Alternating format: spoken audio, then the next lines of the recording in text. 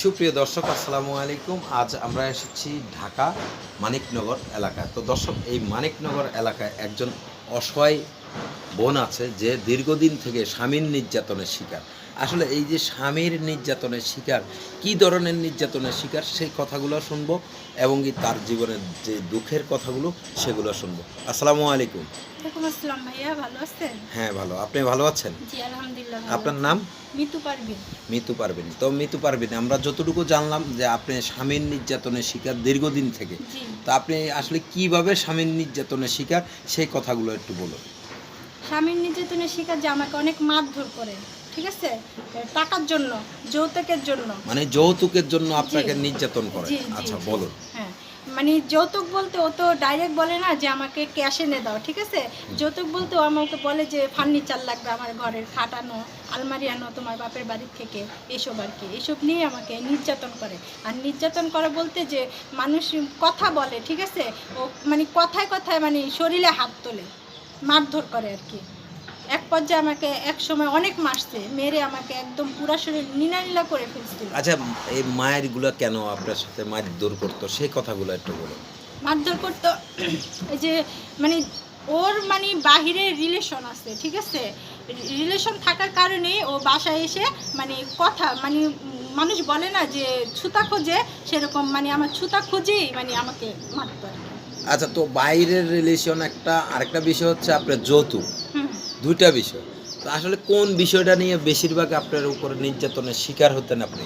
বেশি শিকার হতাম যে এই যে যৌতুকটাই। যৌতুকটা। তো যৌতুকটাই আর আপনাদের বাহিরের নির্যাতনটা বলতে যে যখন ওই যে মেয়েরা ওকে ফোন দিত, মাঝে মধ্যে আমি যদি রিসিভ করে ফেলতাম ওর কলটা, তখন যদি আমি বলতাম এই মেয়েটা কি হয় তোমাকে কল দিল, তখনই আর কি আবার তখনও হতো এই আচ্ছা, দুইটা তো বিষয়। আপনাদের বিয়েটা কিভাবে হয়েছে সেই গল্পটা একটু বলুন। আমাদের বিয়েটা রিলেশন করে, রিলেশন করে কতদিন? 14 দিনে কথা বলছি, 15 দিনের। তো 14 দিনের রিলেশনের বিয়ে কি আপনি কি মনে করেন সুখ হবে? তখন তো বুঝিনি ভাই, এখন তো দেখছি সুখ হচ্ছে না। আচ্ছা, তো এই যে আপনার 14 দিনের রিলেশনের বিয়ে আপনার বাবা মা কি মেনে নিয়েছিল? পরে নিছে। ছেলের বাবা মা মেনে নিয়েছিল? জি পরে। পরে জি। প্রথমে আপনারা কোথায় উঠেছিলেন বিয়ে করে? প্রথমে উঠেছিলাম ওর এক বন্ধুর বাসায়। বন্ধুর বাসায়। কতদিন ছিলেন সেখানে? না সেখানে কতদিন বলতে না, সেখানে ধরেন আমরা আজকে বিয়ে করছি, কালকে ওর বাবা মাকে জানাইছে, তারপর ওর বাবা মা মেনে নিছে।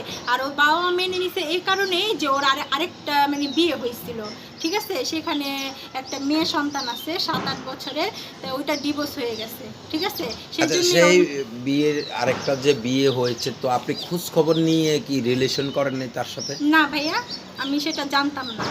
তো আমাদের এই জগতে কি এখনো এত বোকা মেয়ে আছে যে খোঁজ খবর নেয় না, কারোর সাথে রিলেশন করে বিয়ে বসে খোঁজ খবর না নিয়ে? এই যে আমি একজন, সেটা এখন আপনারা বলতে পারবেন যেটা সত্য কথা, যে ও যে আমার এলাকার সেটা আমিই জানতাম না, ও যে আমার এলাকার, ঠিক আছে।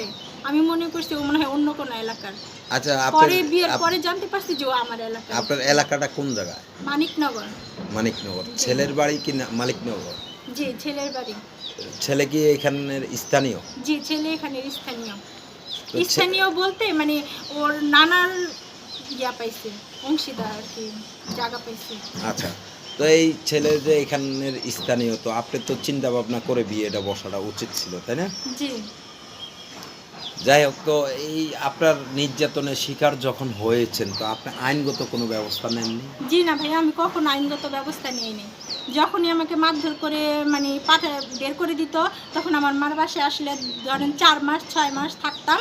থাকার পরে ও রাস্তায় ধরতো, রাস্তায় ধরে বুঝায় শোনায় নিয়ে যেত। অথবা ওর খালুদের বলতো যে খালু এরকম মৃত্যু তো চলে গেছে, এতদিন হয়ে গেছে, ওকে একটু বুঝায় শোনায় নিয়ে আসেন, বা ওর খালু বুঝায় শোনায় নিয়ে যেত। মানে পারিবারিকভাবে মিট হ্যাঁ হতো? হ্যাঁ, মিট হতো আর কি। আচ্ছা, তো পারিবারিকভাবে এতবার মিট হওয়ার পরও আপনার সংসারটা? পারিবারিকভাবে আমার 3 বার মিট হয়েছে ভাইয়া। আচ্ছা, 3 বার মিট হয়েছে। 3 বার মিট হওয়ার পরও কেন আপনার সংসার সুখের হলো না? সুখের হয়নি। এখন ওর যেটা বক্তব্য, এখন যেহেতু আমি দেখতেছি সুখের হচ্ছে না, যে আমি নাকি এখন দেখতে কালো, ঠিক আছে, আমি বুড়ো হয়ে গেছি, এখন আমাকে ওর ভালো লাগে না, ঠিক আছে, আমার বাবা মার থেকে কিছুই পাইনি, এজন্যই সুখী হতে পারছি না। যদি দিতে পারতাম তাহলে সুখী হতে পারতাম। মূল বিষয়টা হচ্ছে যৌতুক। জি। তো আপনি কি মানে আইনের কোনো ব্যবস্থা নিলেন না, কি কারণে? আইনের ব্যবস্থা নেই যে দেখি যে যদি আইনের ব্যবস্থা নিয়ে যদি ওর ঘরে আবার যায় তাহলে ও আবার খোঁটা দিবে যে তুমি আমাকে আদালতে নিছো, জেলে নিছো একটা, সেজন্য ওই ভয়ে নেই যে থাক স্বামীর সংসারই তো করবো, আদালত কেন করবো। তা এখনো কি স্বামীর সংসারে আছেন? না, এখন স্বামীর সংসার কোথায়, এখন তো আমার বাবা মার কাছে আমি থাকি। আমার বাচ্চাটা হয়েছে 1 বছর ধরে আমাকে ফালায় রাখছে। 1 বছর থেকে ফালায় রাখছে? জি। কি কারণে ফালায় রাখছে? কোনো সেটা- খোঁজ খবর নাইনি। ওই যে মারধর করে যে বের করে দিছে, ওই বের করাই তো নাম্বার ব্ল্যাক আপনার লিস্টে ফালায় শ্বশুর রাখছে। শাশুড়ি কি আপনাকে কোনো সাপোর্ট দেয়নি? না, আমার শ্বশুর শাশুড়ি কখনো কোনো সাপোর্ট দেয়নি। কি কারণে? আমার শ্বশুর শাশুড়ি বলে যে ছেলেরা এরকম করে, যদি বলি যে মা দেখেন আপনি ছেলেদের মেয়ের সাথে এরকম করে বা ফোনে কথা বলে, হ্যাঁ, তাহলে বলে যে ছেলেরা এরকম করে, তোমাকে যদি পুরো পাঁচটা দিতে পারে তোমার এসবের কোনো দরকার নেই। তখন আপনি আপনার শাশুড়িকে প্রশ্ন করতে পারলেন না তাহলে কি আমার শ্বশুরি কি এরকম করে কিনা? না, তখন তো আমি রিপিট করে এই প্রশ্নটা করিনি এই ভাইয়া। প্রশ্নটা করেন নাই, কিন্তু আপনি কখনো দেখেছিলেন আপনার যে শ্বশুর হুম। সেই সব কাজগুলো করে কিনা? না, উনি তো এখন বয়স হয়ে গেছে, এখন করবে কিভাবে? যদি বয়স্ক কালে জুয়ান থাকতে যদি করছে না, সেটা তো আমি তারপরে দেখিনি। জোয়ান থাকলে করলে তো এটা পরে জানা যায় না যে কি করছে না, না করছে। কখনো জানিনি আর। উনি কটা বিয়ে করছে? আমার শ্বশুর একটা বিয়ে করছে, কিন্তু আমার শাশুড়ি 4 বিয়ে করছে। আচ্ছা আচ্ছা, আচ্ছা। আপনার এই আমার মানে শাশুড়ির 4 বিয়ে, আমি পরে ওদের ফ্যামিলিতে গিয়ে থাকতে থাকতে মানে জানতে পারছি আমার শাশুড়ির 4 বিয়ে হয়েছে, এবং আমার যেটা ননদ, ঠিক আছে, ওর তো একটা বোনে, ওরও 2 বিয়ে হয়েছে, এবং আমার হাজবেন্ডেরও 2 বিয়ে। আচ্ছা, তো আপনার হাজবেন্ডরা ভাই বোন কয়জন? 1 ভাই 1 বোন।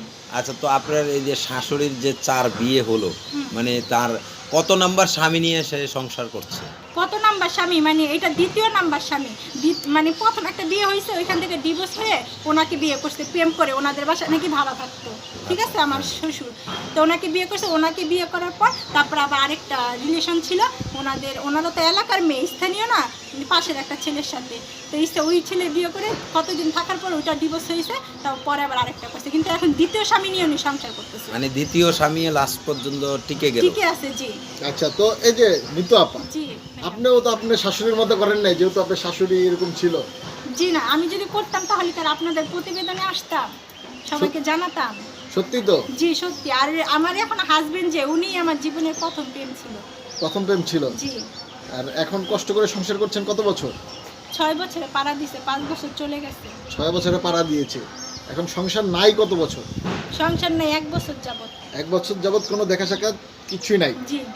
আচ্ছা, তো আপনি একটু বললেন যে একটা স্বামী এবং ওয়াইফের মধ্যে যে একটা গভীর সম্পর্ক, মধুর একটা সম্পর্ক, সেই সম্পর্কটা আপনাদের নাই। হুম। এটা কতদিন যাবত? সেটা তো 1 বছর আগের থেকেই নাই, মানে 1 বছর যাবত তো আমি আমার মার বাসায় পড়ে আছি, এর আগের থেকেই ওর সাথে নাই আর কি।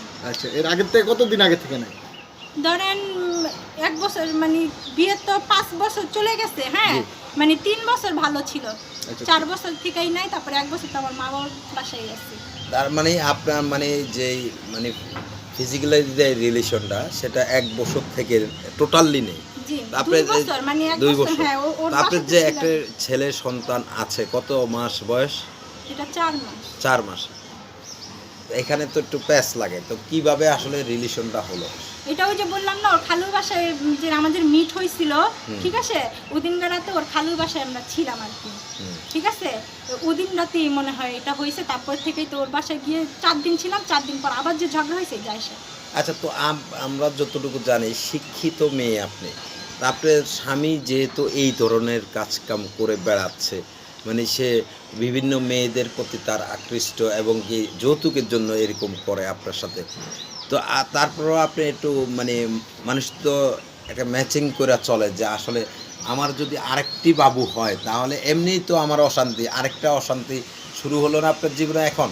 জি, আমি ওকে বলছি, ঠিক আছে, তো ও বলছে যে দেখুন যাই হয়েছে, হ্যাঁ, সে সব ভুলে যাও, হ্যাঁ, যখন আমার বাবুটা পেটে আসছে যে তুমি তো, আমি বলছি যে তুমি তো এরকম করো, একটা সন্তানই থাক, যেহেতু ও আসছে, হ্যাঁ, বা ওকে ফেলে দিই বা কোনো কিছু, কয় না না সেটা করার দরকার নেই, এখন যেটা আছে দেখো ছেলে দেয় নাকি, হ্যাঁ, যদি দেয় তা আমি ভালো হয়ে যাব, ঠিক আছে। আচ্ছা, তো এই যে আপনার মানে নির্যাতনের শিকার বিভিন্ন কথা আমরা শুনলাম, তো আমাদের এই ইউটিউব চ্যানেলে কেন আসছেন সেই কথাটা একটু বলুন। আপনাদের ইউটিউব চ্যানেলে আসছি যে দেখি সবাই অনেক আর্থিক সাহায্য পায়, ঠিক আছে, কিন্তু আমারই আপনাদের কাছে আসার একটাই উদ্দেশ্য যে আমাকে জানি সরকার, ঠিক আছে, মাথা গোজার জানি একটা ঠাঁই দেয়, এবং আমি জানি একটা ভালো একটা জানি কোম্পানিতে বা সরকারি একটা জানি চাকরি পাই, যে আমার 2টা ছেলে মেয়ে নিয়ে জানি আমি থাকতে পারি। আচ্ছা, তো আপনার সরকারি চাকরির বয়স আছে এখনো? 32 বছর নাকি, তা আমার তো 27 চলতেছে। 27 চলতেছে। জি। আচ্ছা, তো এই যে আপু, যারা আমাদের সমাজে অনেক মেয়েরাই আপনার মতো এরকম ভুল করে, তো তাদের উদ্দেশ্যে আপনার কিছু বলার আছে কিনা? জি, অবশ্যই আছে। বলুন। আমি যেটা না জেনে না বুঝে ভুলটা করছি, ঠিক আছে, এরকম কোনো মেয়ে জানি কখনো না করে। জানি রিলেশন করার আগে জানি ওর সম্বন্ধে জানি ভালো কিছু মানে খোঁজ খবর নিয়ে জানি করে, যে ছেলে ভালো কিনা, বংশ কি, কোথায় থাকি কি, আমি তো কিছুই জানতাম না, ঠিক আছে। তো আপনার হাজবেন্ডের সাথে কি এখনো কি আপনার রিলেশন আছে, না ডিভোর্স হয়ে গেছে? না না, রিলেশন ডিভোর্স হয়নি। ডিভোর্স হয়নি। না, ডিভোর্স হয়নি। তো এখন আপনার চিন্তা ভাবনা কি, যে এখন নির্যাতনের শিকার? আমার চিন্তা ভাবনা কিছু না, ও যেহেতু আমাকে 1 বছর যাবত ফেলে রাখছে, তাও আমি চাই ও আমাকে নিয়ে সংসার করুক। কিন্তু আমাদের বাসায় খবর আসছে, ও লোক পাঠাইছে, ও আমাকে নিয়ে সংসার করবে না, ও নাকি ডিভোর্স দিয়ে দিবে। আপনি কি চাচ্ছেন? আমি চাই, এখনো চাচ্ছি ওকে নিয়ে খাওয়ার, যদি ও আসে, কিন্তু ও তো খাবে না, তাহলে তো ওকে নিয়ে আর আমি খাবো না। তা আপনি কি চান না যে এই যে যৌতুক তো আমাদের দেশে আইনগতভাবে নিষিদ্ধ, তো যারা যৌতুকের জন্য মেয়েদেরকে নির্যাতন করে তাদের বিরুদ্ধে তো আইনগত ব্যবস্থা নেওয়া যায়, তো আপনি এই ধরনের আইনগত কোনো ব্যবস্থা নিতে চাচ্ছেন না, কি কারণে? এখন আর নিয়ে কি করব বলেন, যখন অত্যাচার সহ্য করে সংসারই করে আসছে, এখন তো ওকে ছেড়েই দিবে, এখন আর নিয়ে কি করব। মানে আপনি কি স্বামীর প্রতি কি আপনার সেই ভালোবাসা নেই এখন? মানে এখন- স্বামী ছেড়ে দিলে আপনি ছেড়ে দিবেন? হ্যাঁ, ও ছেড়ে দিলে এখন আমি ছেড়ে দিব। আচ্ছা, তো আপনার এই যে কাবিনটা হয়েছিল কত টাকা? 1 লাখ টাকা। 1 লক্ষ টাকা। কত সালে বিয়ে হয়েছিল? 2015। এই যে 1 লক্ষ টাকা কাবিনে আপনি কিভাবে বিয়ে বসলেন? ওই যে ভালোবাসা। ভালোবাসা? জি। মানে ভালোবাসায় মুগ্ধ হয়ে গেছে। এখন তো ভালোবাসার খুব জ্বালা জ্বলতেছে। জি। তো দর্শক, আপনারা শুনলেন, আসলে আমাদের সমাজে অনেক মেয়েরা আছে এরকম বোকার মতো কাজ করে। আসলে যারা মেয়েরা আমাদের এই প্রতিবেদনগুলো দেখছেন, আপনারা কিছু হলেও আপনাদের শেখার জন্য, আপনারা সচেতন হওয়ার জন্য আমরা এই ধরনের প্রতিবেদনগুলো করে থাকি, এবং কি যেন আপনারা সকলে সচেতন হন। প্রেম ভালোবাসা চোখের একটা রঙিন চশমার মতো। তো আসলে জীবনে বাস্তবে যখন বাস্তবতার সাথে মিলাতে যাবেন, তখন আসলে ভালোবাসা, প্রেম ভালোবাসা কিছুই থাকে না।